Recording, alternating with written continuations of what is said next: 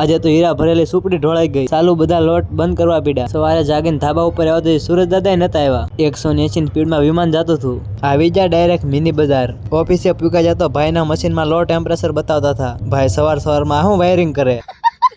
આપણે કરી નાખ્યું મશીનનું સ્પોટ વર્ટિકલ। લઈ આવ્યો 79 હીરાને કરી નાખી બાકાજીકી ચાલુ। 80 ટન એના મશીન નથી લઈ જતો ને આયા પોતા ભીના કરવા આવે।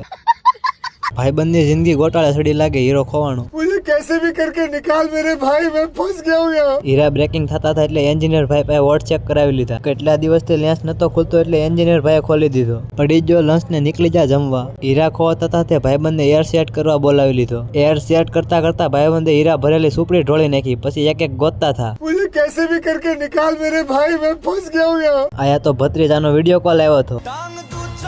ભાઈનું મશીન પાછું કોમામાં વહી ગયું। 5 વાગ્યા એટલે નીચે જઈને કરી આવ્યા પસાનો સાંજલો। बहुत पैसा अपने पास। લાઇટે ઝટકો મારો 2 મશીન બંધ થઈ ગયા। ભાઈનું મશીન બહુ બંધ થતું હતું બોલાવી લીધા એન્જિનિયર ભાઈને। કરી નાખ્યા બધા ફોટા ડિલેટ। લોટમાં ખાલી 20 હીરા બાકી હતા ત્યાં કાપવાના ના પાડી દીધી કારણ કે અર્જન્ટના CVD કાપવાના હતા। જો તો ખરા કેટલા પાખડા વાળા હીરા છે બધા। જોતા લાગે છે પાછી મંદી આવવાની છે। પડી ગઈ રજાને નીકળી જાય ઘર બાજુ। આવા જ વિડીયો જોવા માટે ફોલો અથવા સબસ્ક્રાઇબ કરવાનું ના ભૂલતા।